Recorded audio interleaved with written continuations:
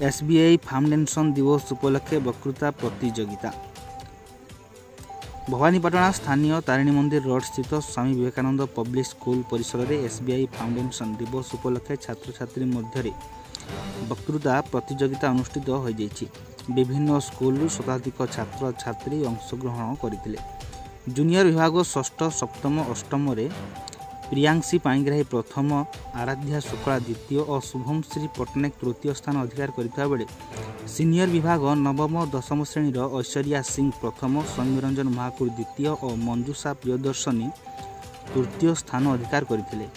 SBI Bhawanipatna बजार शाखा परिचालन कमिटी कामिनी झांकर मुख्य अतिथि, वरिष्ठ सांबादिक देवेंद्र बिसी, मृत्युंजय दास, शिक्षाविद ब्रह्मानंद सामल सम्मानित अतिथि रूपे जोगदे वक्तृता प्रतियोगिता रे सफल छात्र छात्री मानक पुरस्कृत करथिले।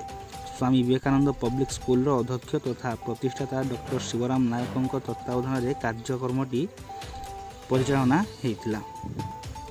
कलाहांडी उमाशंकर मिश्र रिपोर्ट, सठिक खबर।